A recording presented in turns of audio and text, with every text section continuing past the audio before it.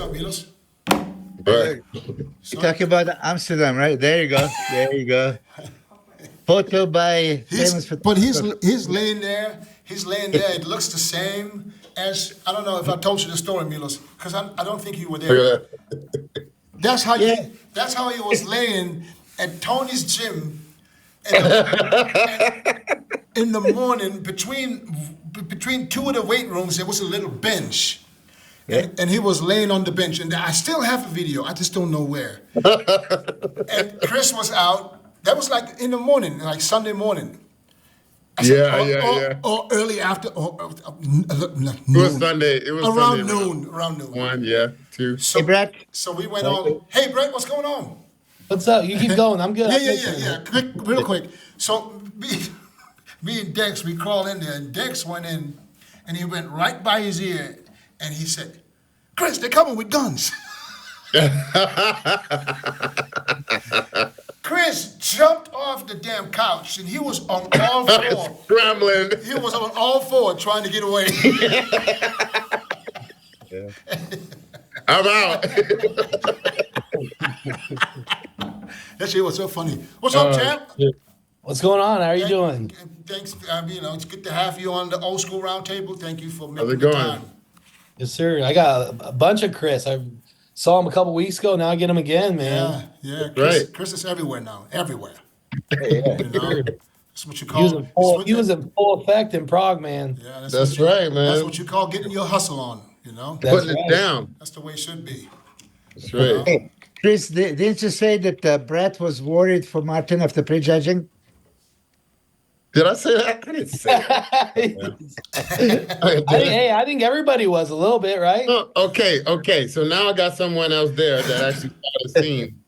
The scene was pretty fucking intense, dude. It was like, it was intense. It was intense because, I mean, you know, Martin really wanted to win. He's the open guy. You got a classic guy coming up. No matter what, it's still a classic guy. And, you know, you want to hold your status in the world. You just took fourth. And it was tense. And you know, and to say, you know, he won the whole time, you know, I just thought that it was a little bit of like, holy shit, like what the hell's going on after the prejudging? Would you say that? Well, yeah, I mean, there's a couple of things that came in place too. Like, you know, me knowing him so personally, I knew something was wrong, right? About halfway through the posing and prejudging, he stared changing, right? Like you could tell he obviously started sweating a little bit. It's because he popped his hamstring a little bit. Yeah, so what he did is this glute ham tie-in, he actually popped it, and it was bruised. It still is bruised, but you can see it, like he felt that, and it started affecting him. Cortisol started releasing, because when that ended, like all the momentum changed, and then you saw like Chris was in the middle at the end, and then like which Martin shouldn't have done. He was just ready to get out of there because he was hurting. He knew he was flattening out. It was in his head, so he was just trying to get off stage as quick as he could. And then like that didn't give a good look, right? And so everybody was like, "Oh, here we go," you know. So, but yeah, it was a lot. He wasn't happy afterwards, was he? Yeah. Do you think? No, do you think Martin went off stage after prejudging, thinking it's like, yeah, I'm going to get second? Well, I mean, we can talk about it. Are we recording right now? Yeah. Oh yeah. Oh, okay, my bad. I didn't think we started yet. So I was like, I don't want to say everything already and then have to repeat it all. No, we definitely, man. Like, so it came down to we get in this. I'm driving this van, right? I shouldn't be driving over in Prague anyway. I can't read the street signs or anything, but I'm driving this van. There's like 8 of us in this car, and this is right after prejudging. It is silent. It was crazy. Silent, and like I'm just gonna be honest with you guys. And Martin's upset because of his hamstring. His thing is, he got so used to getting better and better each show, right? Detroit, New York, Olympia. Every time he stepped on stage, he was better and better. And then he wasn't better in Prague and prejudging. Right. He was not as good as he was at the Olympia. And like, he wasn't used to that. Like you even saw him before prejudging. You got to be confident, but like, it might have been a little too much confidence, right? Like, and I was there. I was like, hey man, hey bro. This ain't going to be no walk. I've seen this thing play out many times, and it's like, and you were there. I was there. You was there. Boss was there. And you tell him what you said. I remember exactly what you said. But listen, it was just this little circle of you guys. Yeah. The whole other show was over there around Chris and around these bodyguards and around this whole thing, and the whole room was like this, you know. And I went over and took a photo with Martin, and I was just like, hey man, shit's not over. You gotta fucking come back tomorrow strong, you know. It's just like that type of thing. But he was tense. He was like grabbing my shoulder, like tense. He was pretty tense. No, but what did you say? And I'll say it. But before we even prejudging even started, you were like, he said something to you like, hey, I saw Oh yeah, you didn't pick me to win. You didn't pick me to win, you know, giving you a little shit, right? Yeah. And all Chris said, he's like, he kind of laughed it off. He's like, man, he's like, you know, I love you. And he's like, but I know from experience, bro, you don't peak like you did at Olympia 2 times in a row. That's what you said. You go, you were 100% on the money at the Olympia. I know from experience that doesn't happen very often when you go back-to-back shows, appearances like that. And, you know, and like I said, Martin was so used to just like he's been getting better, and he just thought, and leading up all peak week, he looked better than he did the Olympia. Like everything was in play, but then that prejudging night, his tan was off, right? Then he popped his hamstring, so his confidence went down. Then cortisol came up. Then he started sweating. That admit the poses wasn't on. Then poses, he wasn't holding his Chris because it was in his head, you know what I mean? So like he was, like I said, he was probably like 90%, but his physique still looked good. You know what I mean? Like it was still a winning physique. And then Chris's fast forward. I'm sorry. No, fast forward to back we're sitting in this van. We can't get out of the parking lot because there's so many fucking people there, right? So we're sitting in this van. Everyone's so tense. Martin's looking at his phone. Finally, I just go, get the fuck off your phone. All of you. I go, Martin is not losing this, because like I was still confident. Oh, it's crazy. Because of this is the number one reason why I was confident the whole time, is because once I found out Steve was the head judge, I was extremely confident that Martin would win, because Steve would make sure that he was judging it from a bodybuilding standpoint, right? Mm-hmm. So shape, conditioning, density, size, right? Muscle maturity, muscle density, whatever you want to call it, thickness, right? So there was a dramatic difference, you know, sitting in that front row, sitting by the judges table, of the density between Chris and Martin, right? Which you didn't see on the stream, because all you see is the flatness. You see all the detail of Chris. Chris was magnificent. Chris looked exactly how I thought Chris would look. You know, up 5 pounds. He didn't try to do too heavy. You know, I think he was 248, so he was up 7-8 pounds. But he didn't try to do too much where he lost that detail. And so just to see that detail with a little bit more fullness was really cool. But like, it still wasn't enough thickness to take the bodybuilding criteria in my eyes. And then that's what reflected in the judges. You notice all the judges had Martin winning prejudging and finals, right? And to Chris's defense, Chris also thought that probably Martin's going to win after prejudging, because I messaged him. Yeah. Because I didn't trust the stream. And so he said, you know, I asked him, I said, who's going to win? He said, probably Martin. Right. Yeah, it was overwhelming, especially the legs, like especially the backside of the legs. Like no one's really touching Martin in the hamstring, you know, the posterior chain department. Even at the Olympia, you know, he was winning those shots. So like just seeing that in the back thickness, and then the arms, because like Chris would, you know, there's a lot of gaps on certain, you know, transitions and stuff. But man, thing is like Chris is just so special, because he was like tan was 100%, presentations 100%. He just maximized everything, right? Just the perfect look overall. Mm-hmm. But you give him another year, that's a top 3 bodybuilder in the world, right? Top 2, you know, 2 years, right? So like it's impressive.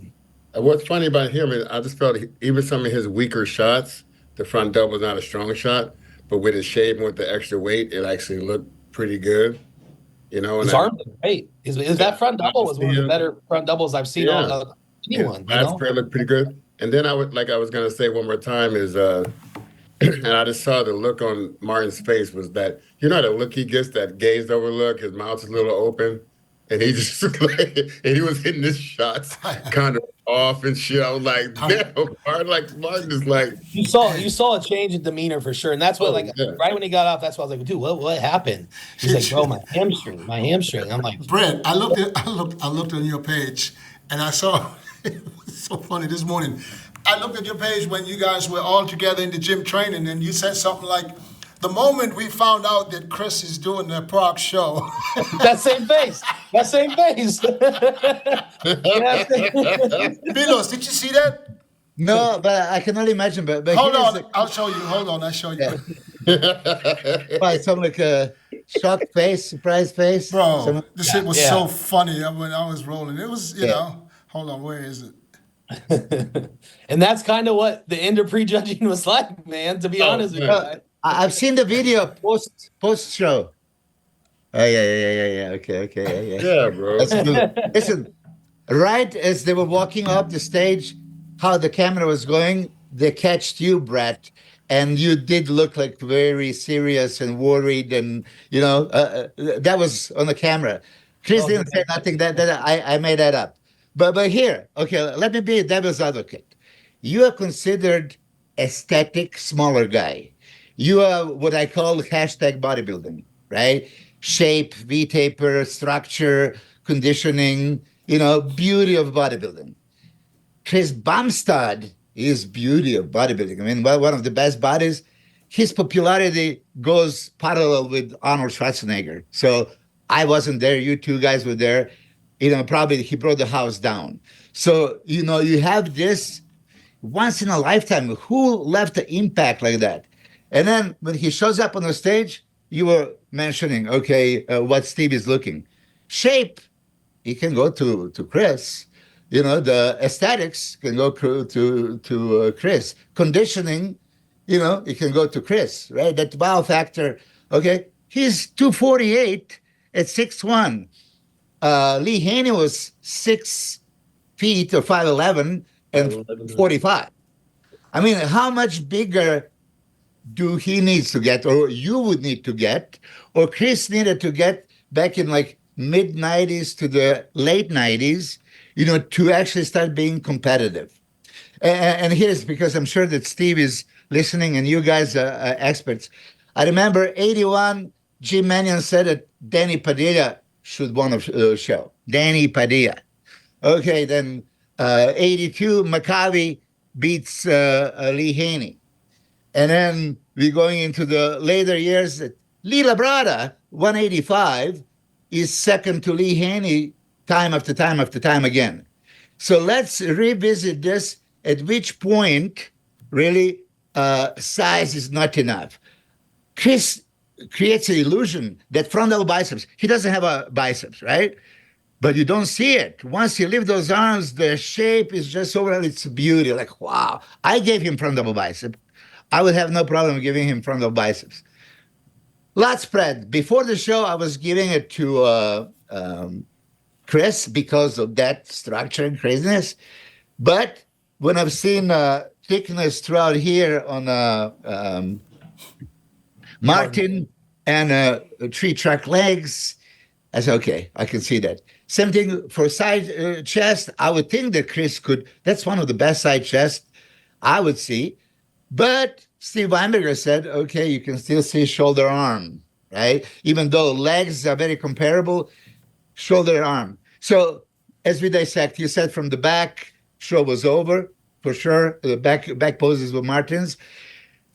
But you coming this year into the next year on the stage, obviously, you have similarity with both Chris and Martin. I think you're the hybrid of both. What are you going to be focusing on? To put a few more pounds or to be crazy shredded to impress judges with that polishment? But can't you improve body parts without putting on the pounds? That's what you're going to have to do. Yeah, no, I think it's a little like that's a great point, especially what we just saw go in front of us in Prague. For me personally, it's like I said, a little bit of both. I just think continued refinement of conditioning, but then bring up the body parts. So I personally think I still need, and it's not a weight game. It's not like I'm like trying to go for a weight. You know what I mean? It's like I already weigh, which people don't realize this. I weigh 12, 15 pounds heavier than Martin does on stage right now. He was like 234, or I'm 10. I was like 244 when on stage. But obviously that's not, his genetics, his bubbleness is different than mine. So it's more so for me, I'm not so worried about the weight. It's just I have to have that illusion that I appear bigger. So bringing up my arms, bringing up the legs a little bit more continued, and just kind of spot selecting, keeping the waist where it is, the abs in check, which is a strong point. And so just a little bit of refinement all over, but more roundness and bubbliness all throughout, I think is what I need. Dennis, you and I watched Brett in Chicago when he placed second to Labrada. Remember? Yeah, that was. And even that you, wasn't that through COVID? Yeah, it was in Yeah. Tampa that year. Tampa, Chicago Pro in Tampa. Yep. Yeah, but in Chicago, you were sitting right next to me, and you were like overwhelmed with the. You sure it Brett. wasn't? No, it wasn't in Chicago. It was the Chicago Pro, but it was in Tampa. Okay, well, that's the True. one way or another, you know, Chicago, Tampa. So there was an argument that Brad could have beat Yeah. Brad, right? Yeah. I mean, the same thing. What Brett delivers always, which is also he's consistent with bringing the condition. Even though he's gaining size every year now, he's still bringing the condition, and that's a good trait to have because, like I said, I don't know if he will ever be one of the biggest guys. You know, for me, I mean, Brett is a big guy. I mean, if you're 240, close to 250 on stage, and you're not the tallest guy, how tall are you? Like 5'7"? I'm 5'9". Are you 5'9"? Oh yeah, Martin's 5'7". I'm about 5'9". Yeah. Oh, I thought Martin is 5'. I thought he was a little shorter. Okay, 5'9". So that means you're not the tallest guy. So we're all about the same height. And 250 on stage is fucking huge. Yeah. Once it's your condition, I mean, if you're 250 and you're not 100% on, then it might not be as impressive. You know what I'm saying? Yeah. But if you're super peeled at 250, I don't think I don't think you need to do much more. Because right now, just like Milo said, your physique has everything. Nothing stands out, which means you have no flaws. You know what I'm saying? So that's why I think you should just do the same thing that Martin was doing, you know, just make sure you come in peeled, and I think you guys will be battling. You know, I think it also the storyline is great because you guys train together, you know, you guys are friends, you know. Yeah, and I think also just it's a peaking thing as well. Even though I've had success in, you know, my last, you know, 3 shows, I would say, right, it was like I've got 2 wins in the second place in the last 3 shows, but I still don't feel like I showed my full ability in any of them. I think my best peak was when you guys were there in Chicago. That was my best peak. Tampa, you know, I seem to. My issue is like my body starts to really go the last few days. So I end up losing like 6 to 7 pounds like leading into stage because my metabolism gets to go crazy. Obviously we just start feeding, but that just spikes things even more. So it's something where, you know, and that's something that I got to navigate this year ahead is with, you know, going to have a new coach, which I haven't decided on yet. You know, I've talked to a few is I want to, you know, I actually want to compete before the Olympia because I want to get the peak down, you know, more so leading into the Olympia. Oh, you were with Matt Jensen too? I'm sorry, Chris. Yes, I was. I've been with Matt. He's actually been my only coach ever. Oh, okay. You know, I coached myself to pro, and then he took over in 2019, and then we just finished here last year. That's what I was gonna say. How did you feel about your look in the last competition? No, I mean, I was happy with the finals look. So when they came back at night, but again, it was like, and like he did the best we could at the time being, but it's just more of a peaking thing, trying to figure out my body with that, just with it going so much at the end, you know, like I'll like, just to be honest, I was like 250 2 days out, and then I was like 243 on stage, and it was like, and it wasn't a water thing, it was just dropping, and then the metabolism firing like crazy, and figuring these things out. So that's something that I need. I was gonna say, but you know, Dennis and Milos, they would know the same thing. It's not exactly how much you weigh those last few days, as long as you're tight. Yeah. And you got your condition down, but you know, you're full enough, you know, just go with that. Because you get caught up in the numbers. Like I was always like trying to push to be a little bit heavier, had a certain mindset in my head. And then when I came down a bit lighter, I actually looked even bigger. Yeah. It's the mind. It's the way that mind fucks you when you see your weight is coming down. If you don't look at the scale, you would never know. Okay. But even not so much the weight, is like I knew I was flat, but which is fine for this show because I knew obviously my conditioning could win the show, so it was better to stay on the edge of being more conditioned than full. Mm-hmm. It's just I want to be able to maximize that fullness look with the conditioning too. That was a show. Okay. That was a show where Milos' guy got second, right? Yeah. Oh, okay. The Legion. Interesting. But let's open that can of worms, though. This is interesting. not for the show. Not for the show. Speaking. The elephant in the room. No. It's nothing to do about Bruno and him. No, I'm not thinking this. I'm thinking what Brad just said. He's like 250, like a couple of days out. 248, 248. The, whatever. It's his metabolism is picking up like crazy, right? And if you listen, he says like, okay, he kind of looks better 2 days out, and then even though he's eating up to the show, eating up, right? He loses 7 pounds or whatever else. You, Dennis, know very well when we mention guys wait until the last day. Usually when we dehydrate, we drop dramatically. Yeah, I don't think that there's anything wrong with losing December, but I think that's normal. No, yeah. So that's why I'm talking, and I want also Brad to be involved because he peaked so many times, so good. But for people to learn, right? When you start saying drying out, the process is like we're going to dry out the last day, which means dehydration. We are 60-70% water. If you dehydrate 10%, how much is that? Jesus Christ, right?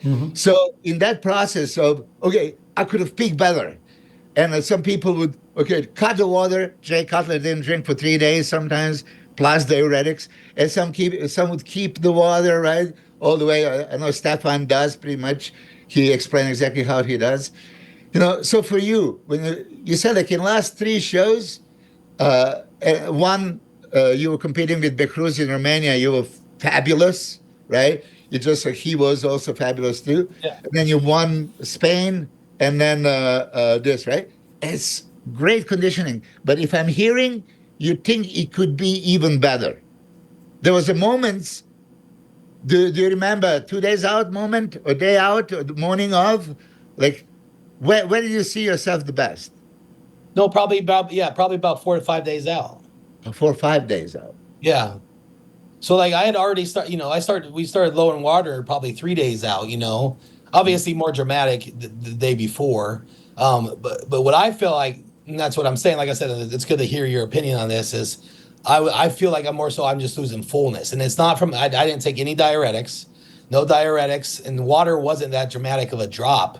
So it was more so just I was losing my full, and don't even talk about the scale anymore. Just like I can see the fullness coming down, leading, quite a bit leading the show.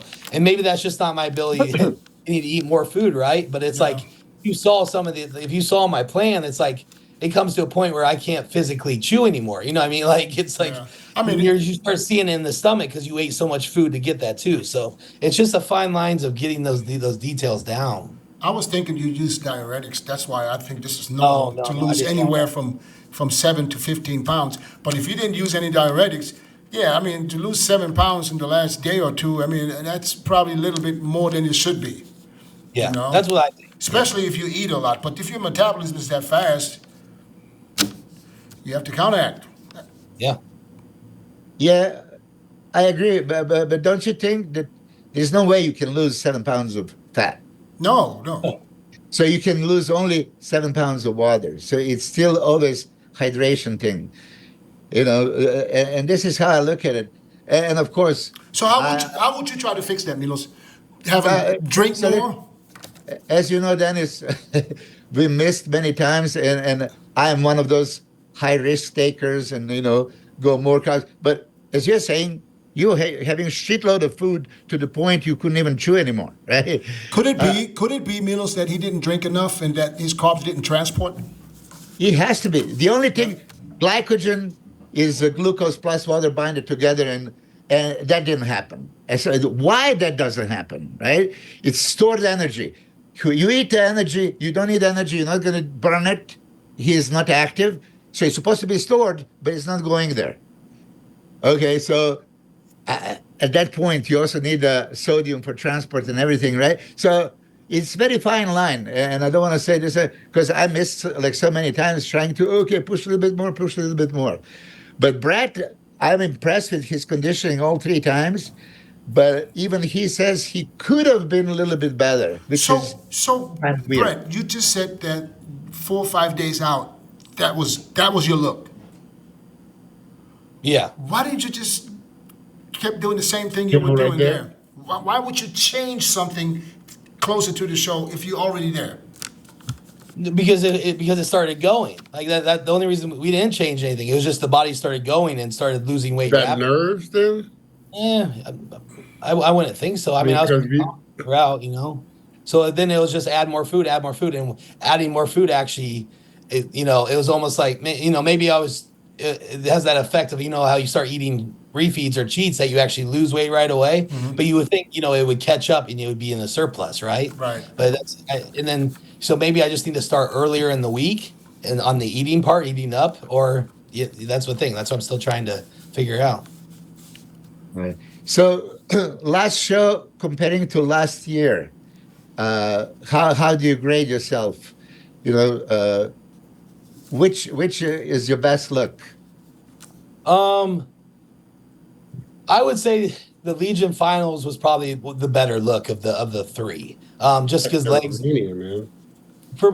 because I'm more so. Well, I was most happy with my lower half at the Legion, meaning just the leg conditioning. The striations all the way up through the hips. I was seeing stuff in person I hadn't seen before, as well as size was better than it was in Spain and Romania overall. And I weighed about 4 pounds heavier in general. So upper body wise was about the same, I believe. Just looking at pictures and everything. So I would say Legion is my best look to date. Just because of the size aspect as well. It was heavier than it was Chicago back then, and I was fuller. But like I said, what I was seeing a week before or leading up to the show is what I want to display a little bit more accurately, because I didn't think I maximized that. I really didn't. Yeah, for Arnold Classic, were you? I was off at the Arnold. That was the only show. You were off for your classic conditioning, but size-wise, it seemed like you were. That was the biggest you've ever been. Yeah, no, yeah. Let's go back to that. You're correct. So that time we were really, like I said, we were really trying to push the size because it being, the Arnold going up against Brandon and William Bonac and stuff. So I think if I remember right, I was around 250 on that. That was the biggest I've been on stage, but I never got to that trademark conditioning. We never got fully down there, and so then that was like. That's why later in the year I really wanted to do Romania and Spain because I wanted to bring that back. I was like, I'm disappointed that I didn't bring the trademark conditioning. So then that prep was just all like, hey, I'm gonna. That's all I'm worried about is reaching that level of conditioning, letting that be the judge and win shows that way instead of playing the size game. And so now I know never to do that like I did at the Arnold. But now it's like I said, I'm still not thinking about that in the future. It's like I need to be heavier. It's more about peaking that look and having that fullness and that roundness that should be displayed. Absolutely, yeah. I see similarity in the way you pose in marching, especially like side shots, side triceps. I think that you mastered it, and I think he did. With the turning around, showing a little bit shoulder stride, at pack, crazy abs, I think is like really remarkable. Side triceps, you do the similar. If I might add my opinion, I see that you have a crazy abs in many instances, but then an ab shot you don't do to your full potential. Chris, did you see that? Because and it's a weird thing. Like I was talking about Hakeem Williams. He does the front double biceps with perfect abs, and that does ab shot, and abs are not equivalently deep, flat, like he does in an ab shot. And I kind of, if I remember, seeing that in you. Yep. Am I wrong? No, so I was dealing with something there, and I've talked about it a little bit, but I haven't talked to you about it. But no, so what I was dealing with is my upper abs. I wasn't able to contract there. I don't know if it's scar tissue there.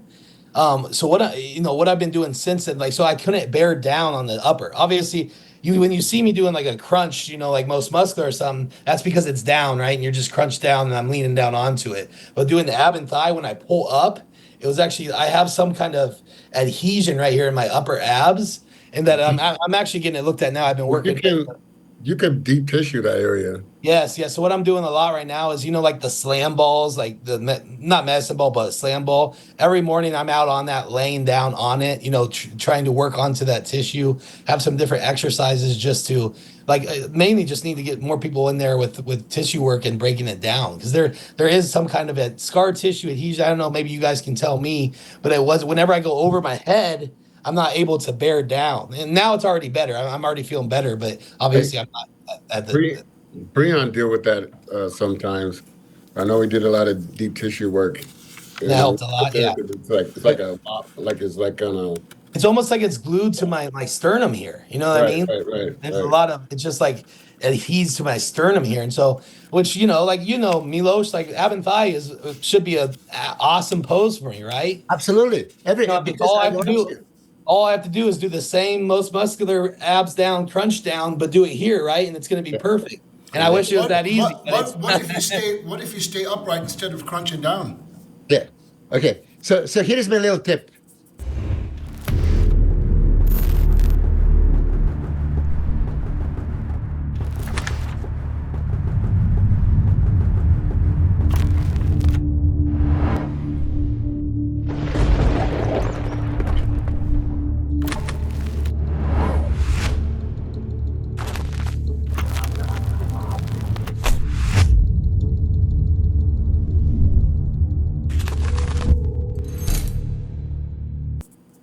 Lay down on your back and do the ab shot laying down and look at your abs. And if it's in laying position the way you're supposed to, then memorize that feeling. So you're going to have to get up and maybe not crunch down, but simulate the same position. Yeah, as Dennis, you were saying, so yeah, being straight. And I know that John Meadows is a friend of yours as well. When we were talking about different poses and different muscles, there are some muscles that you should squeeze like a maniac, and some that doesn't matter if you squeeze 30, 40, 50, 60%, whatever, right? Well, abs, I've seen more and more that people try to squeeze the life out of it, crunch, and actually mess it up. And when they're more relaxed, sometimes even turning and say, oh, you see that linea alba in the middle, and all, oh, wait, you didn't do nothing. Stay right there, right? So, but I found that if you lay down and check out your abs, that's when you can stretch and breathe out completely. That would be one thing I would tell you to try next time. Because you have it, you just don't show it to the 100% potential. You are aesthetic, you have everything going for you. I think midsection for you, it's make it or break it. Yeah, but just like you said, Brett, that when you do the most muscular, you're standing straight up, and your abs is great. So when you're in that position, once you're in that position, just put your hands above your head and stay in the same position and see what that looks like. And I think, honestly, Milos, I think it was something like I knew that shot wasn't on, so it was more me kind of like wiggle, trying to hide it. You know what I mean? Yeah, no, be honest. Try to make an illusion to make it better. Because I can stand there and do a mini vacuum, but I don't believe that's an ab shot. You know what I mean? I can stand there and pull a little small vacuum, but that's not me, right? It's like I'm not gonna pretend something I'm not. Let's sign the petition against the vacuum pose. That's right. We need to show the ab in the thigh. So what's the plan for 2025, Brett? I mean, you qualify for the Olympia next year. What is the plan? Are you getting on stage before, or are you going to just wait till the Olympia? No, as of now, I'm waiting for the schedule to come out to see what's kind of close to that Olympia. I don't know if we know officially when Olympia is. I heard the Olympia's the same weekend. Same weekend, I think it's 12 to 11 to 13 or something like that. Yes. Perfect. It's the same weekend. Yeah, so I'm going to start here my off season here in the next week or so. Ever since the shows, I've been traveling a lot, making sure all the health is in check. Just been in and out of the clinics. I haven't been trained super hard. I'm sitting 260 right now. Just feel really, really good. Just cruising, not pushing anything. So then we're going to start here. Me and Martin are going to start training again here next week. After the holiday and really start getting after it again. So start pushing the off season, get the weight, get the size back up a little bit. And then like I said, I really want to peak a time or two before the Olympia just to maximize my first Olympia. So I think it would be great for you to do some shows before, probably potentially get another win or two, just like Martin did, just to put your name out there one more time, because people forget. They tend to forget after a few months that you won a show, and the next thing you know is we see the lineup for the Olympia, there's your name. But people don't remember, what did he do? Yeah, so I think because there's so many good shows, so many shows next year, open bodybuilding shows for others to qualify or for guys to compete with good prize money.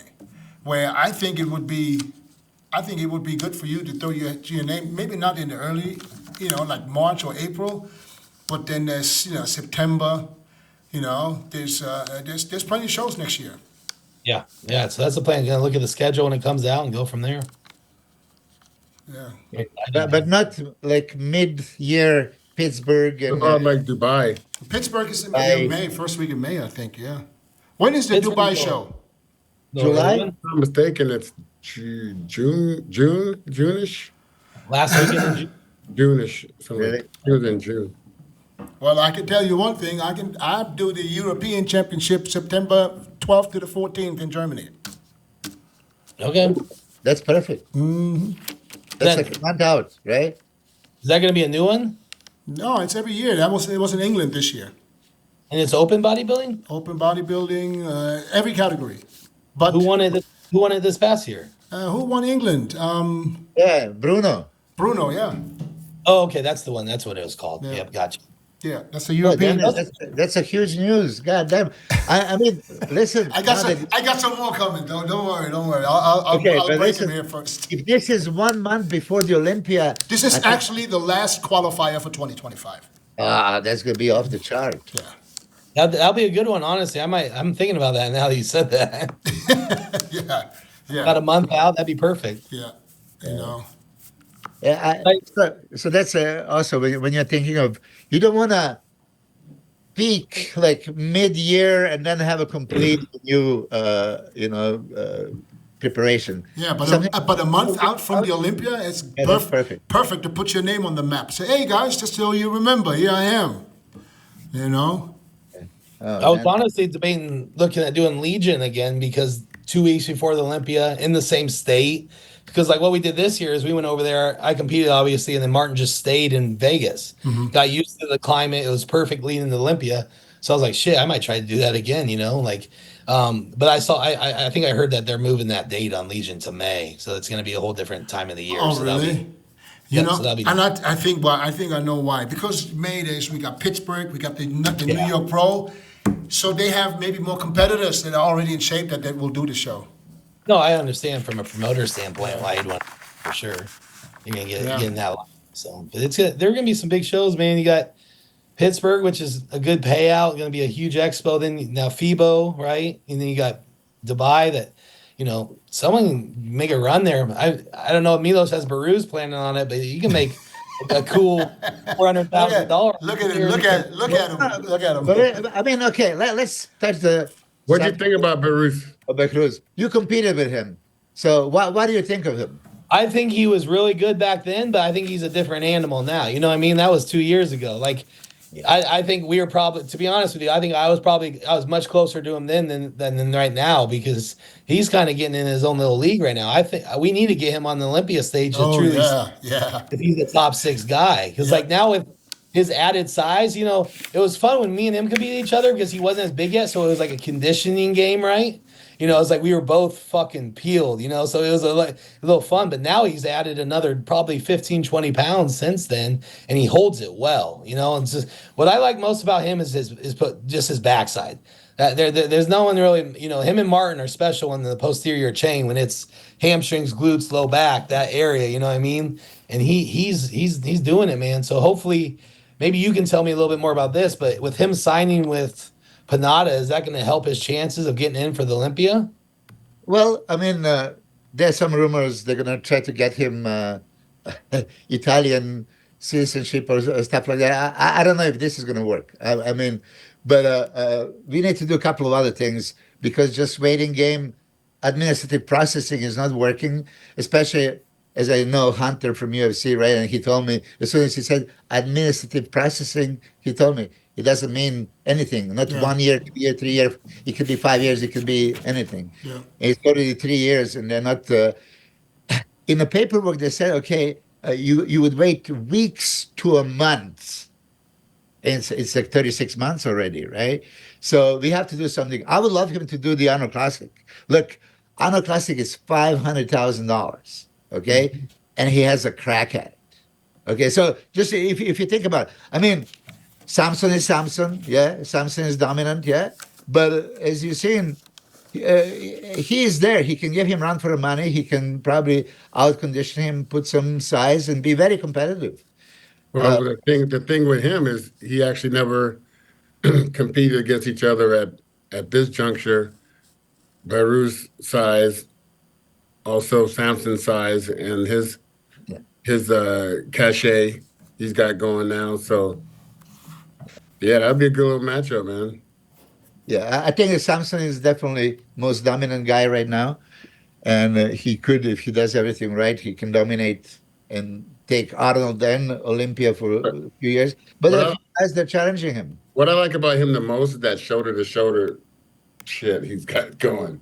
For BEHROOZ, The way he's that most muscular is fucking this is pretty okay, hard to deal with. BEHROOZ has a waist of a C-bomb. Okay, it's like really non-existent. And that's why everything pops like so much better. And then he has the crazy arms, crazy shoulders. You know how people always accuse, oh, suspicion, shoulders. He has clearly fibers like untouched, muscle. But people like to talk, right? I think I think what topped off his physique the most though was the last 2 years he improved his quads quite a bit. You know, what I mean, especially the sweep. I think that was the only thing he was missing. And then just with that added size, it went on to that, the legs from the front, and it really, complemented his waist, and then obviously leading up to his V taper as well. I think the most part when you come to something like that, try to balance out your physique as much as possible. Like don't don't let the shoulders and stuff, the upper body get out of control too much where it'll make it look top heavy.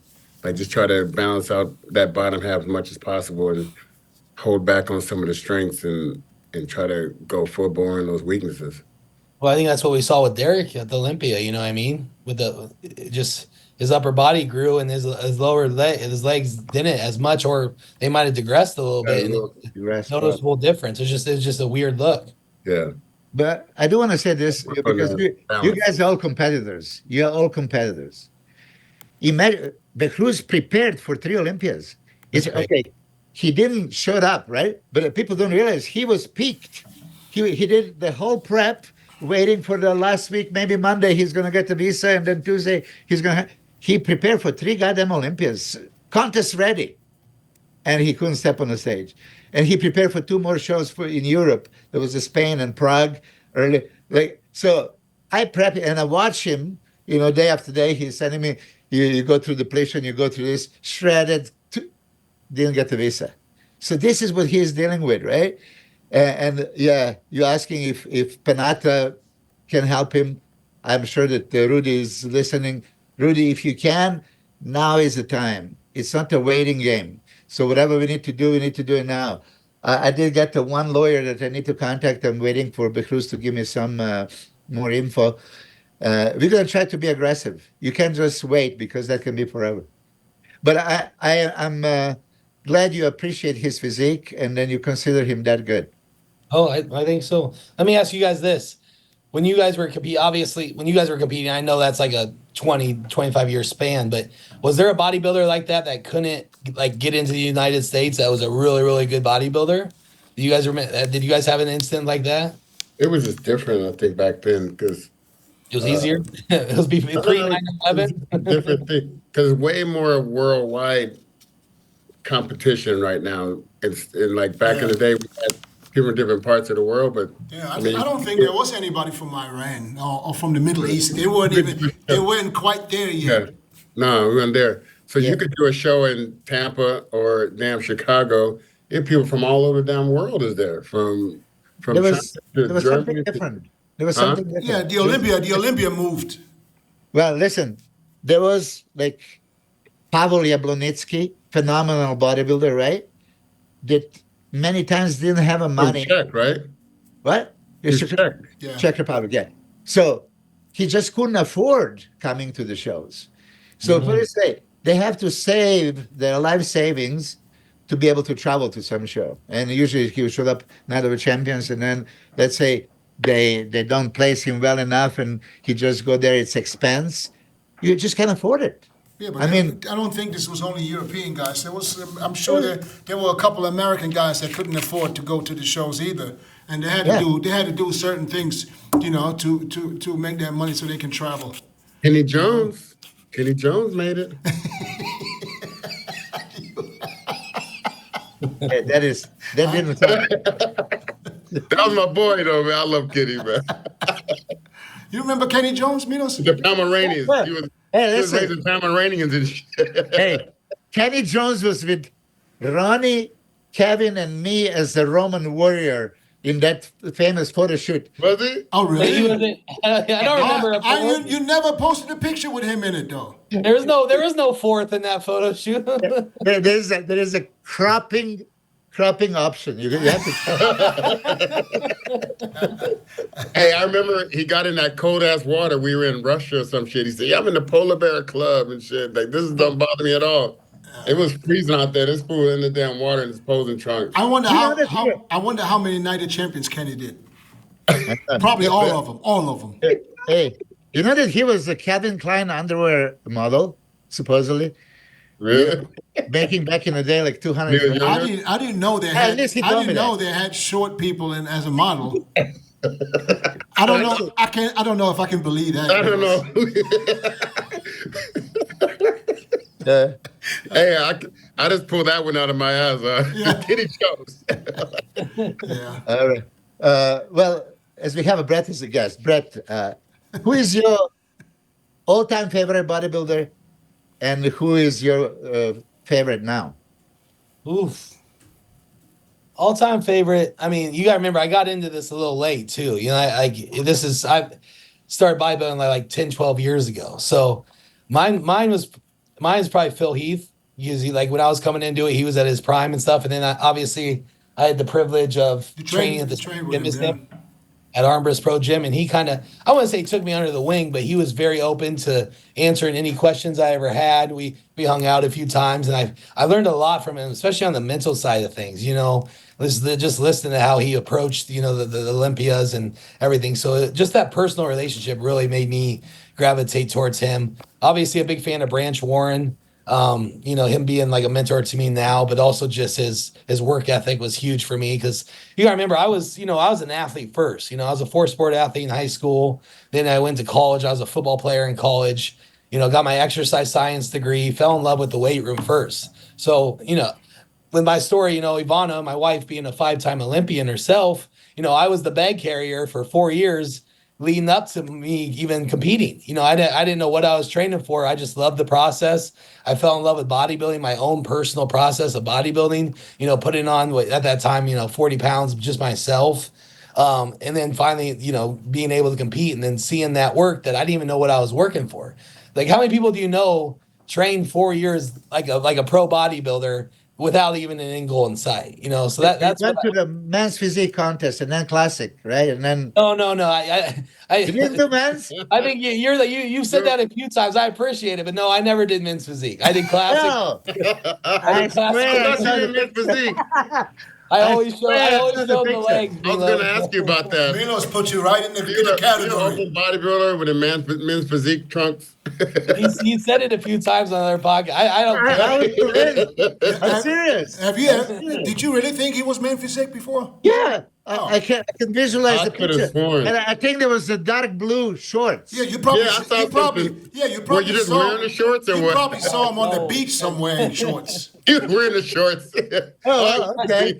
Brad, you might have been on vacation somewhere and wearing I think shorts. I think I was just at the beach and he saw that. You know what? Hey, don't get me wrong. I'm There was gonna a point. Google it right after. I'm gonna try to find it. If I don't, I'm gonna Photoshop. I'm going to look for it too. There was a point I could have been a good men's physique competitor. I just wasn't. I wasn't going to do that. I was going to grow my legs first. Brad, but I have a question for you though, and hopefully you can talk about it. You mentioned earlier that you're still deciding what coach you're going with. You haven't decided yet. Who is in the close? Who you looking at? Yeah. So obviously I used Prague to honestly analyze and kind of see the processes of Stefan, right? That would be a good fit. Everyone's like, oh, you're going to Stefan. I'm like, that doesn't, just because Martin's with him and like I have a good relationship, like a friendship relationship with Stefan, doesn't mean I'm automatically going to get coached by him. You know, one thing that worries me, to be honest with you, is how many clients he has now, right? Yeah.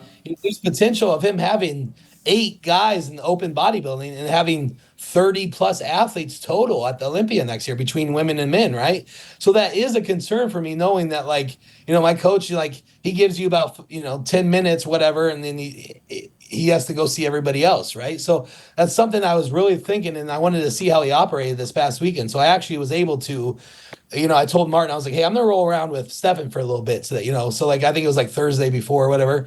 And when I went with him and saw all his athletes and saw his system, his how he sets everything up on his phone and everything. So I really wanted to make sure, like, can he handle all this? Because, we saw that with Matt towards the end, right? Like, he had, and it wasn't because he had too many people, it's because he just had too much other stuff going on, right? His own personal stuff, his businesses and stuff. So it's like that you have to weigh that in. And I'm not, to be honest, I was impressed with how Stefan handles everything. I think his autism helps him a lot with this. Like, you got to be a little autistic to handle that many people and that many numbers, right? And so it was impressive. And so that was, obviously he's someone that I respect and someone I'm going to have to make a decision on. So who else are you looking at, though? Another person that I really like kind of looking into is AJ Sims. I don't know if you guys know who that is.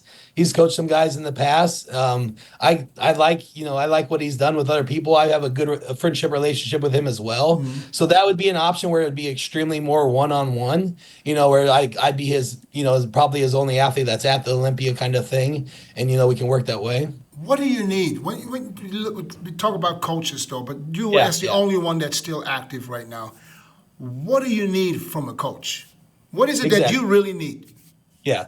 And so and then this circles all back. And then so after thinking about that, and then also thinking about maybe who else I should reach out to, I stopped and thought to myself, he's like, how much attention do I really need? Exactly what you're saying. Like, even with Matt, the last 5 years, I've always done my own off seasons. I don't think people realize that. It's like, even with Martin too, we've always kind of done our own off seasons. We know what we need to do, right? You guys did the same thing, I'm sure. You need to grow, you need to be on surplus, you need to train hard, you need to take this, and this, right?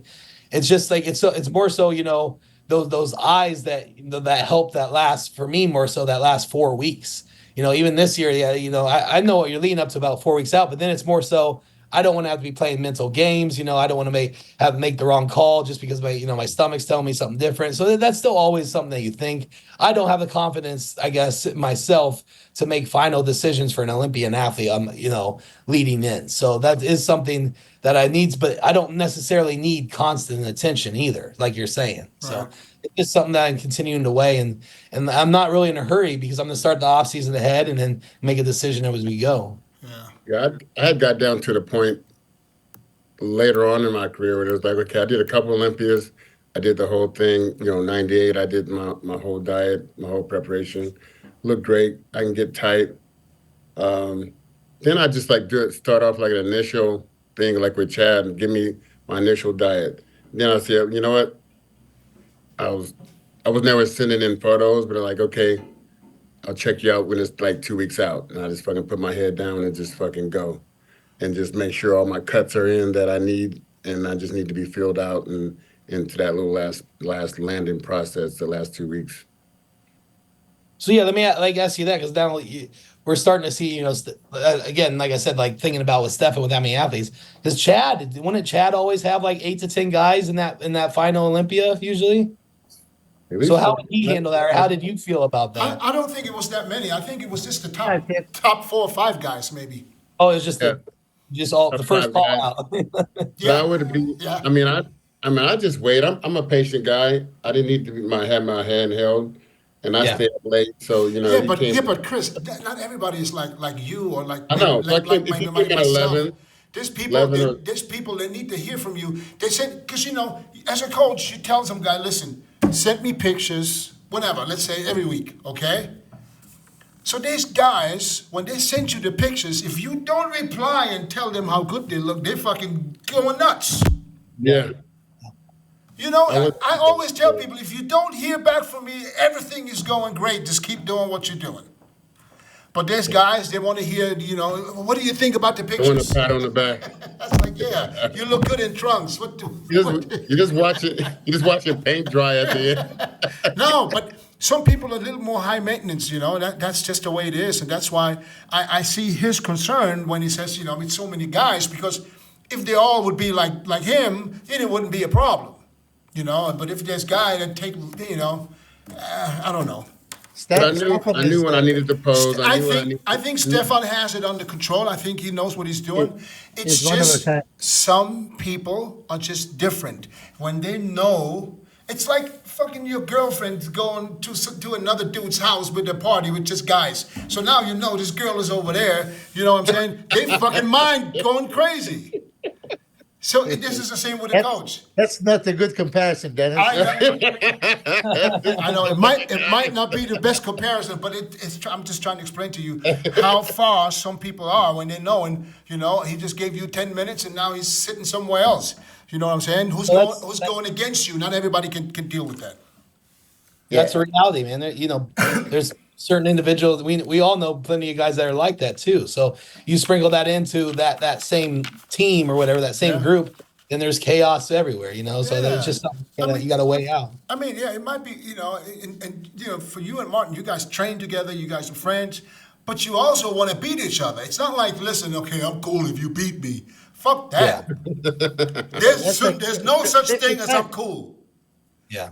Like Chris and Flax back in the day, that's we have a Martin and Brett right now. I know, so yeah, but that's what I'm saying. So you still want to beat him. Oh, absolutely. We've been waiting.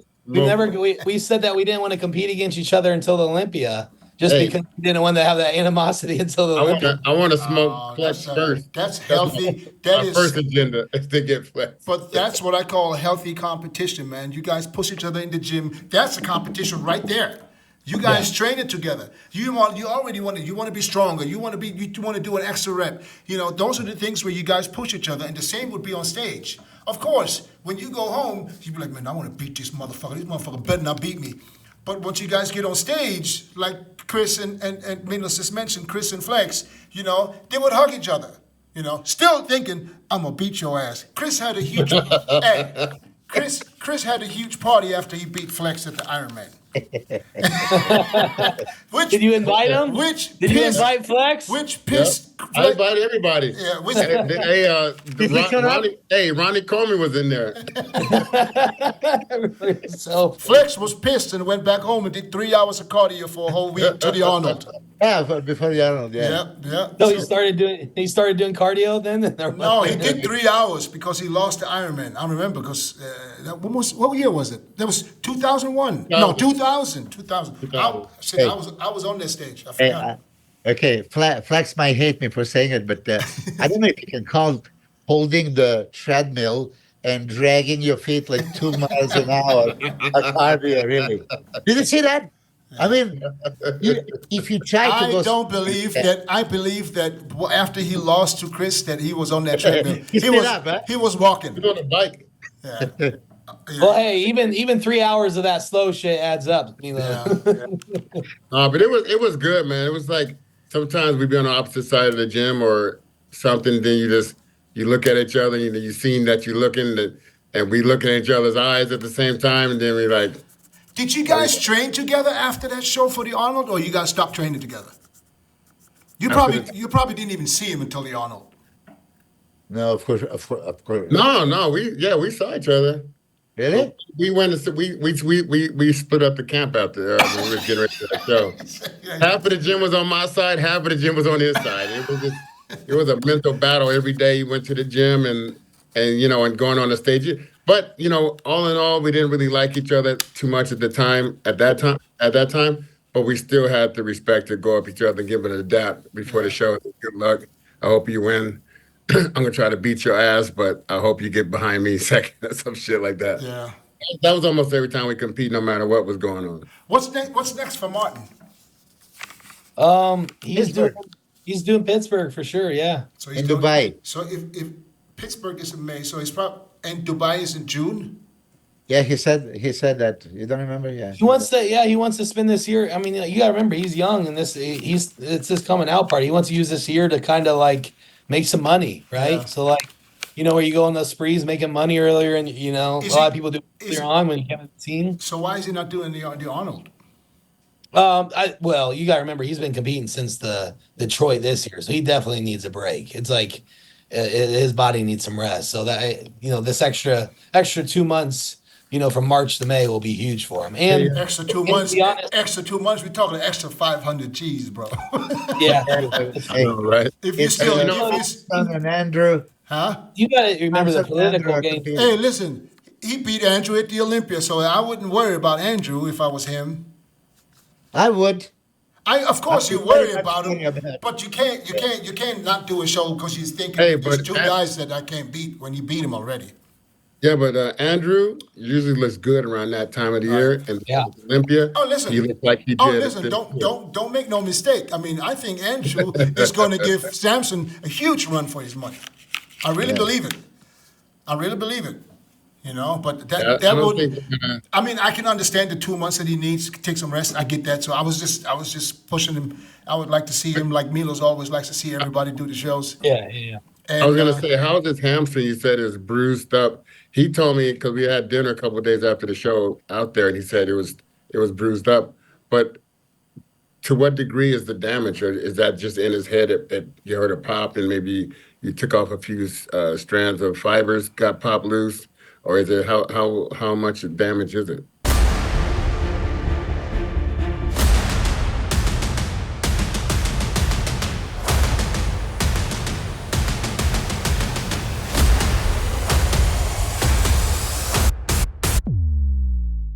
Yeah, I mean, obviously he's not getting it looked at or anything, so I don't think it's absolutely terrible. But you know the difference. It's not like people are like, did he pull his hamstring? You know, you would see if you pulled your hamstring because your entire hamstring would be filled up with blood. You know, his was just a little spot in the glute tie-in, right? So it's like it was just some fibers being pulled. You know, I've seen him do that in training before too. You know, he's done that. Yeah, I back. talked about that. Yeah. I even did that when I used to do 5 plates on the incline. I took out a Just a portion. little bit right here, right? Yeah, it took out one strand of fiber all the way across my chest.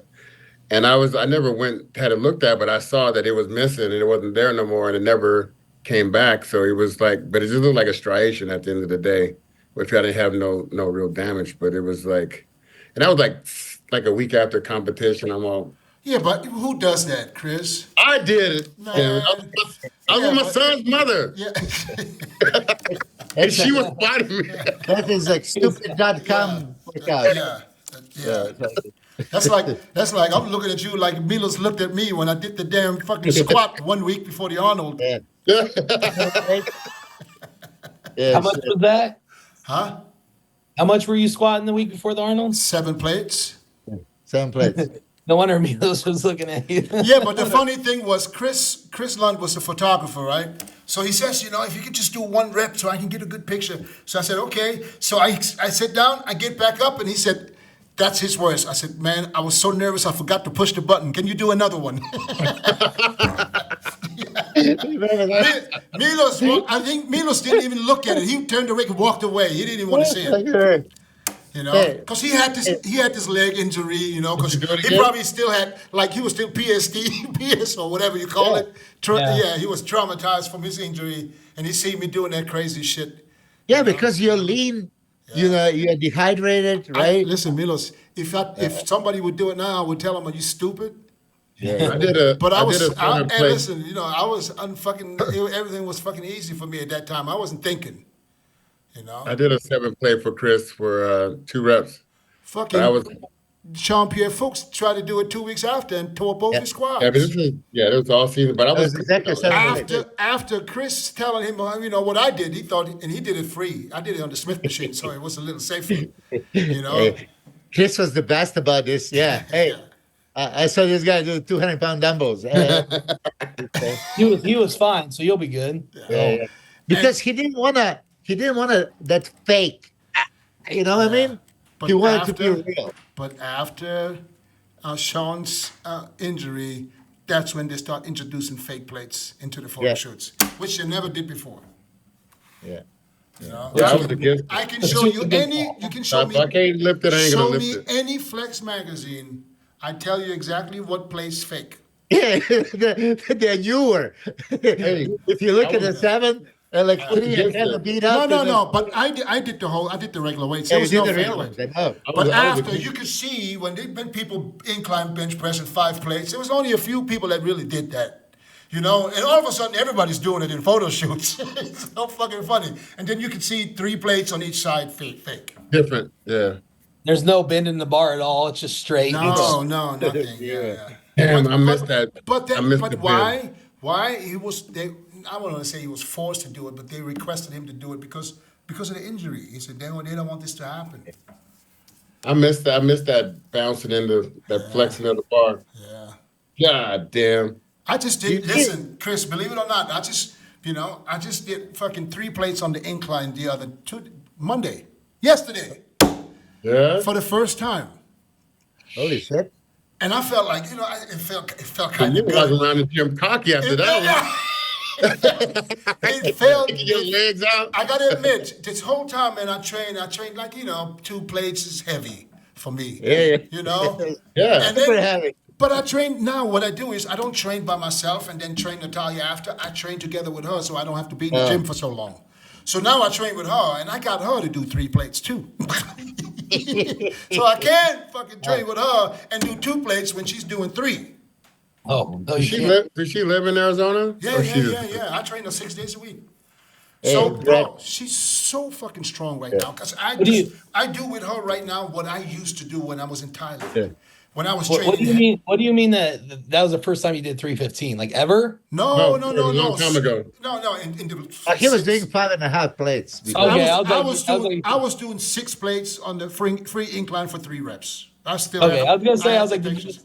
You just not incline your entire career? Or No, what? that's all I do. But no, I'm talking about the last 5 years where I didn't train Yeah. like this no more. So, and for that yesterday, I was like, God damn, that felt good. I almost went for another one. Little wobble? A little bit of wobble? No, I didn't. I brought it No, down the slow. bar. No, The it bar, was on the Smith machine. Oh, okay. Hey, I'm not stupid. That shit guided for you. Was she touching the bar? Was she touching? No, not at all. No, nothing. I take it out throwing myself and I put it up myself. No, she didn't touch. She wasn't even close. Okay. Next time I tell her take a video, I'll show you. Yeah, you better. We want tagged. Yeah, I can't believe I'm fucking bragging about 3 plates, man. That used to be a warm up. I remember. That's good though. I remember when I was in Sasebo, Japan. They invited me, and I cut the ribbon to open the gym on ship, on this USS Juno. I cut the ribbon for the new gym. So there was, the commander was there. There was a whole bunch of people. So I cut the ribbon. We all go in, all these damn soldiers. And then, they asked me, it's like, hey, can you just show us, just like 3 plates on the incline? And I wasn't warm and nothing. And I just went on the bench. I inclined fucking 25 reps, 3 plates. These guys couldn't believe it because for them, 3 plates was what it is for me right now. You know what I'm saying? How the fuck can you do that? That was normal. That was normal. Brett, Dennis was that kind of guy. Anything for shoulders, anything for chest. Put whatever you want. Yeah, Okay, just choose the weight, no matter. Yeah, just choose the weight. Doesn't matter. This kind of power. But, Yeah, good times. Chris was like that too. See, we were heavy lifters, especially when it comes to chest. People don't do Well, it. I did 5 plates per side on the incline barbell. Yeah. One time. I did it for 3 reps. And so I wanted, I did like 455 lean up to I got for 8. And I was like, all right, if I'm ever going to do this, I'm going to do it right now. Let's go for it. Yeah. So I don't know why. Still to this day, I don't know why I did this. I've never done this before in my life. I always just have a spotter behind me, right? For some reason, just because it was 5 plates, I thought, oh, I need a spotter on each side. I don't know why I did that. I've never done it before. This isn't squatting.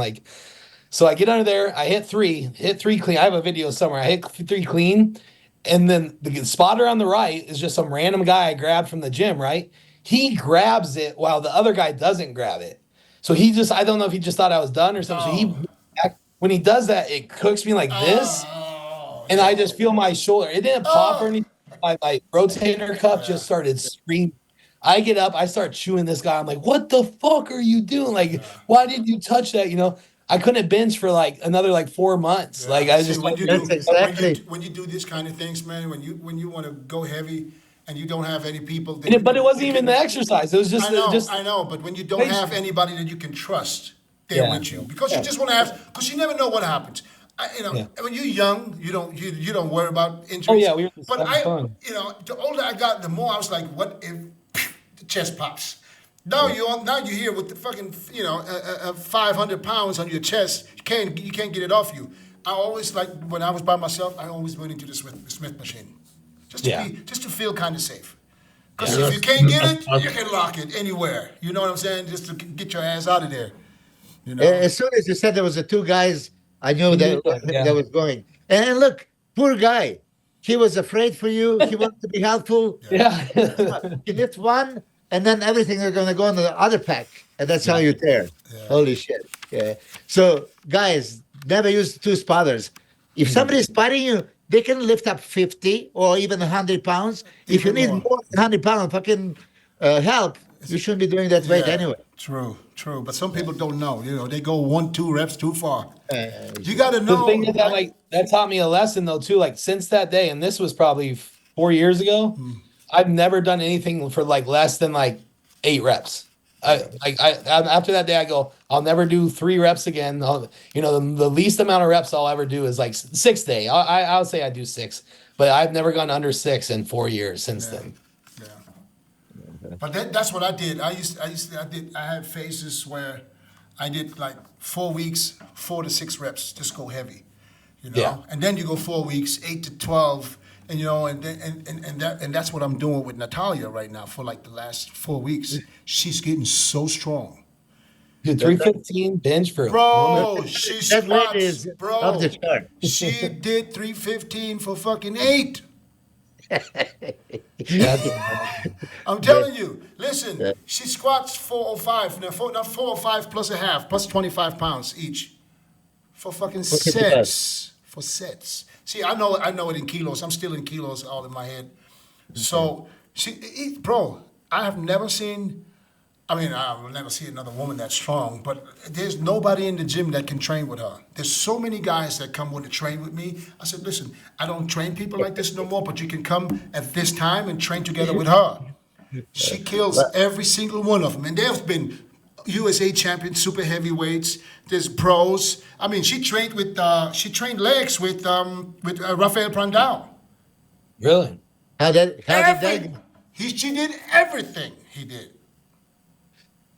Everything, every single. Matter of fact, she put 5 reps on top. I'm telling you, you never seen nothing like it. She's the typical Russian. And the worst thing is what fucks you up and what fucks everybody up who comes to train is she does it with a fucking straight face. Yeah, no facial expression. No sound, no nothing.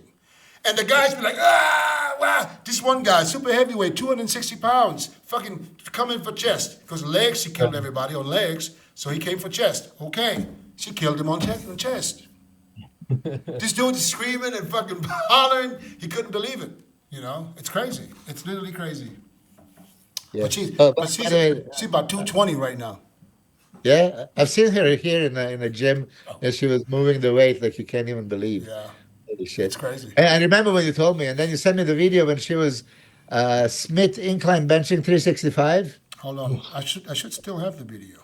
Yeah. I'm gonna send it to Kylie. I want her to post it. But Brett, you said you were driving in Prague, right? Do you drive every day? We ended up using the car every day. Yeah. I tell you this because Czech and Slovakian language is similar to Serbian, right? So some words are exact the same.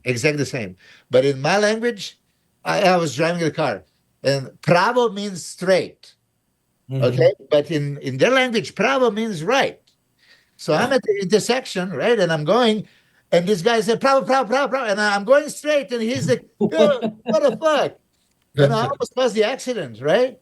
It's the exact same word, but meaning different. So yeah. When you pretend like you know the language, that's what can happen. Oh, I'm good. I know most of it, So hey, by the way, How's the baby, man? Oh, yeah, by the way. She's not a baby anymore, man. She just turned 18 months yesterday. So a year and a half. Already. Yeah, crazy. Yeah. So she's Start talking or talking. not yet?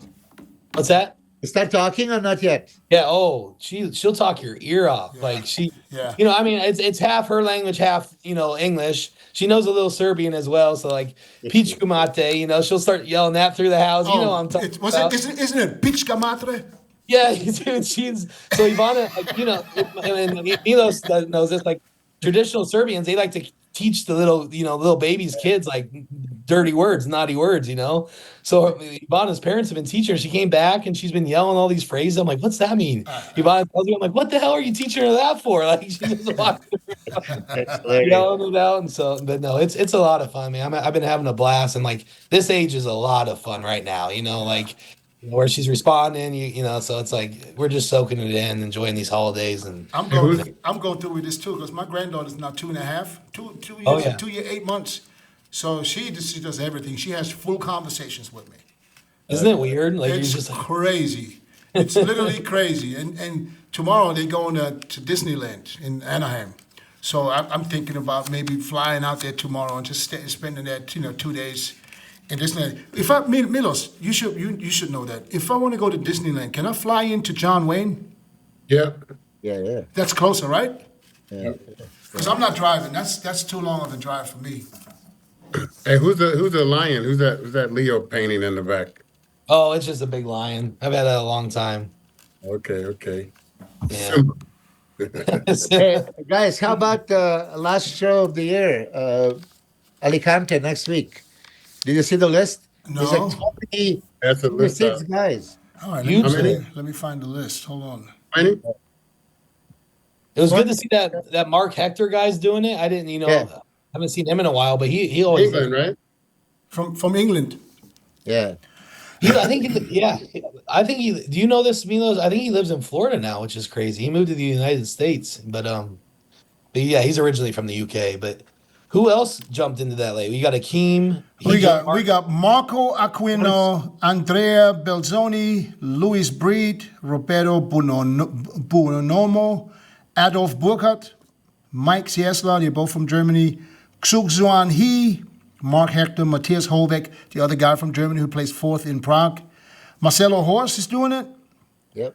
Mark Joyce, Tian Kai, Simon Leda, Harry Lena, Pablo Lipis, Emmanuel Longoria, Emir Omaracic, Andrea Presti, Edu Rodriguez, Jan Turek, Alexandru Vasiliuta, Edgar Valencia, Akeem Williams, Christian Wolski, Guo Sheng Su. It's funny that there's 4 guys out of the whole lineup that I know. 5 maybe. big lineup. Not many. I'm interested. You said that Martin guy from Germany. He got fourth. Matthias. Okay. I'm interested to see how he places here, because he's either going to get like third or fourth again, or he's going to get last. You know what I mean? There's going to be no in between. Yeah. What did you think of him in Prague? What's that? What did you think of him in Prague as far as placing? That's why I'm saying this, because I honestly think he was in that top call out just because he kind of matched up with Chris because of the classic background, you know? That's how I viewed it. I looked up there, I saw 2 big classic guys, a 212er and an open bodybuilder. That's how I viewed That's it. probably why he stood out to me, because he was fortunate enough to stand next to Chris, so you had to see him. Yeah. You know? But like I said, like how they judge this next show might be totally against them though. I could see him getting third or fourth again or last. All right. Let's predict, guys. While we're here, let's make a prediction. Awesome. All right. We'll start with Chris. Hey, where did you look at that list at? Let me hold on. Let me ifbbpro.com. get it. What is it? ifbbpro.com, and then you just go to the Really? Big Man It's only the Weekend. list? It's every Monday before the show.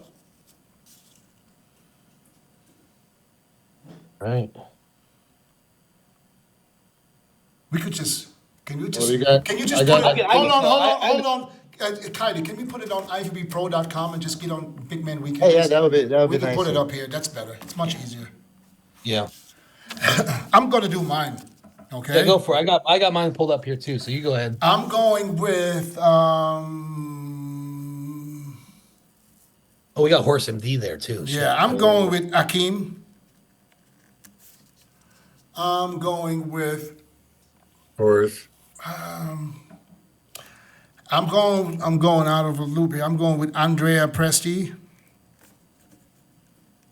Man, they forgot about him in Prague though. Yep. I'm going with Horse. Oh, fuck. Hold on. Amir. Hector. Oh, wow. Wow. Okay. Wait a minute. Who? Emir's in? Emil, yeah, he's in too. Yeah. Did you find it? You go, No. just go on the website and then you see those show banners, the one that says Big Men Weekend, I got it. and then it says competitor list. Let me just share. Yeah, if we can just get that up there, then we can just, yes. So, There it is. okay, so scroll up a little bit. A little bit higher. Hey, Dennis, There did we you go. see That's it. And then who? Huh? Did you see Got that Fuad? Louis Breed. Milos, what? Yeah, Louis Breed. Louis Breed from UK, very, very good. He was like third in Yeah, UK. I can't predict people that I don't even know what they look Yeah, like. but hey, Dennis, did you watch Fuad and Steve Weinberger? No. Yeah, that was very good interview. I like it. And Steve said Hey, he something. wanted to come on to the show, Dennis. He said it when I was in Prague. Yeah, So what do you say? but the point was that he is trying to make, like he says it for all of us, instead of predictions, right? It's better like saying what each guy has to bring to emphasize his strength that would make him competitive. When it's just like this, okay. When Brad said that Martin faced you, Chris, and said like, "Oh, you didn't pick me to win," okay, so it's like almost like an insult. But well, you have a Chris Bumstead over there, and you could pick him to win. Well, that would be an insult. Or if three of you guys are competing, and now I go, "Okay, Brett, I see you winning," and then Chris comes to me and he says, "Hey, man, you saw Brett winning." Yeah. So what's the problem? Okay, But, okay, I'm gonna give you my prediction real quick. Okay. Hakeem,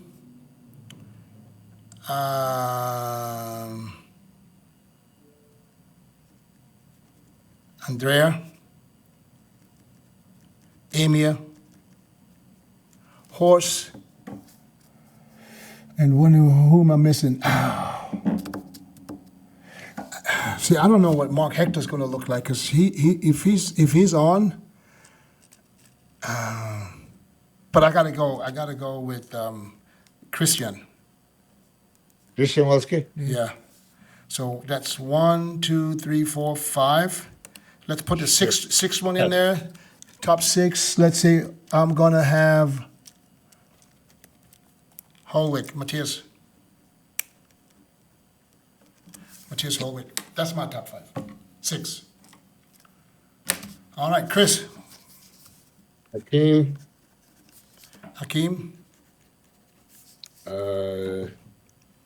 Horse. Presti. Louis.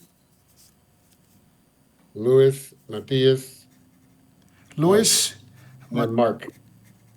Matthias, And then and Mark. So you do not have Emir or Christian in the top 6? I had Emir. I thought I said Emir. No, you didn't.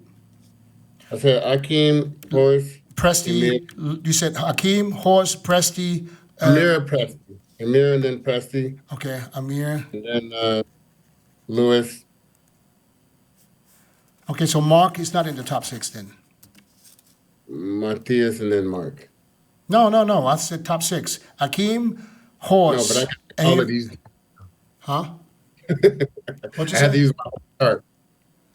I didn't hear you. 1, 2, 3, 4, 5, 6, 7. Yeah, we That's don't. eight We, guys. we don't. That's eight We, guys is going to be pretty good. yeah, but we doing the top 6. I get it. So you got Mark or Matthias in the top 6.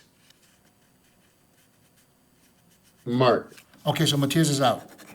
Gone. had an honorable mention as Matthias. Okay. Okay, Milos. Okay, we good.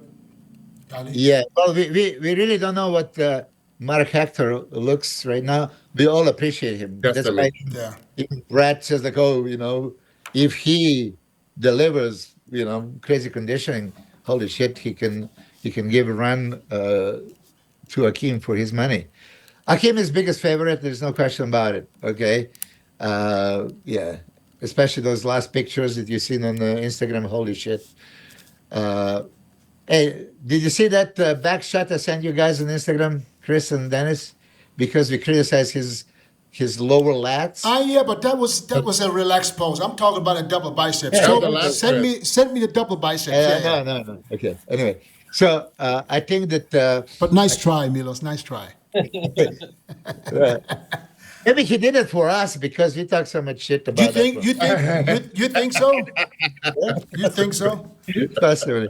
Yeah. I still have him winning. Actually, I don't talk shit. You talk shit. I did. Well, I would never talk shit about Akeem. I only state the facts, and the facts is what I'm looking at. My fact is that Akeem is such a monster, Right. beautiful monster, and has the body parts like best arms, best legs. He Like, win? holy- Is he winning? He's winning. Yeah, Okay, I Akeem. think it's going to be almost impossible to beat him. Okay, I'm going to go with horse because he sent me the pictures last night, and I know he can have that combination of everything. Brett, you saw him at Prague. Do you like him? No, I was impressed. He definitely improved from what was before that? Romania. No, Yeah. I was impressed. And then, like, he was able to, he's worked on his posing. Like I said, he's worked on his breathing control. So he was able to actually hold a vacuum. And he needs to hold that vacuum because obviously he has a little bit bigger waist, right? So when he actually gets into that front double, holds the vacuum, and then he worked on some of his back shots too. Obviously, he needs a better back overall, but that's gonna come with time. But just from Romania to Prague, I was impressed. I told him that backstage too. I was like, you did some work not only on your physique, but on your presentation. And I think he'll keep doing it pretty good here too. All right, third place. I think that Amir and Andrea Presti are going to be battling for third. Actually, Horse, Amir, and Andrea are going to be battling for second, third, and fourth. Right. Amir was very close to Horse, and he beat him in Romania. Amir is going to be peeled off the out of his mind, and he has that back double biceps that's going to just kill Horse, and then he might get the momentum there. So I don't know. That's second, third, and fourth. Lewis, So can you tell me who is third? I'm going to lead towards the, when physiques is similar, and this is what Steve was talking about to Fuad. Instead of positioning him there, second, third, fourth, you say who needs to work on what to be able to present his best, and then whatever he plays. Okay, but we always predict. just like- we predict by going off of everybody coming in at 100%. So I would say Horse second, Andrea third, and Amir fourth. Okay. And Amir's going to kill me because Amir only wants to win. When I asked him why you didn't compete in Prague, he says he didn't want to compete in Prague. He went to Prague, he watched the Prague because he couldn't win. I say, you couldn't win? And that's why you didn't compete? You didn't want to be challenged with the What a waste best? of time. Okay. Yeah. Holy Fifth. shit. Who's going to get fifth? Who's going to get fifth? I like Lewis, but I also like Christian Wolski. I like the German guy, Matthias. I don't know his name. Holwick. Yeah. Oh, I like Jan Turek. Ole. Okay, we can only choose two more. I know, but this is who brings it. Yeah, honorable mention. Matthias, I wasn't impressed in Romania, okay, and he didn't play that well. And then you point out to me in Prague, check this out, number 9, right? And he was impressive. But then when I really look, legs and arms were still classic, not really open bodybuilding. As Brett is talking, you still have to have a density and thickness and roundness, and he didn't have that. So I don't know how he could beat Marcelo, that has a tree-truck legs and huge arms and all that stuff. But Lewis, that Lewis guy from UK, he's peeled out of his mind, and he can be a huge factor. I love Christian Wolski, and he's Mauro's guy, my guy. So, okay, I'm going to give fifth to Christian Wolski. Yeah, now that I think about it. And Maybe then sixth place, sixth? Louis Breed. Luis, okay. But the Pablo is good. The Spanish guy. I'm sure there's a couple of guys that we don't even know they're in the show, and they're going to stand out. And I can't even wait to see Jan that. Turek is very, very good. Yeah. All right, Brett, give me your top six real quick. Oh, he didn't even say it. I'll just give them to you straight. Don't need explanation. Akeem, I believe in Mark Hector, Amir, Horace MD, Christian Volsky, Andrea. No I explanation. like that. Christian and Andrea Presti. Okay. Well, I can't wait. It's going to be Saturday or Sunday? I don't know. Sunday, Probably Sunday. Probably Sunday. Well, give us something to talk about for next week. Oh, by the way, Connie, what day did we say we have to move 2 days. 2 days. the show? Was it what did we talk about? I was going to ask the guys while I'm here, what day we should move it up to Monday. Oh, because it's on Christmas Eve. Okay, all right. I'll text you guys later to see, All right. possibly see if we can move one day. Okay, Christmas Eve. Move to Monday, not to Wednesday. Yeah. Monday. Because Wednesday is usually Champions League. Right now, Barcelona is going But not Christmas, Christmas. but not Christmas Eve. Christmas Eve. Ah, okay. So I did it. instead of Tuesday, Christmas Eve is on a Tuesday, so we'll film on a Monday. Yeah. Okay. All right, guys. Listen, Brett, thank you so much for making the time. I appreciate it. We're looking forward to seeing you do some damage next year in 2025, and maybe we can see you and Martin together. You know, kind of mixing it up in the top six at the Olympia. Don't they have a very similar physiques and strength? Very similar, yeah. Very. Very You similar.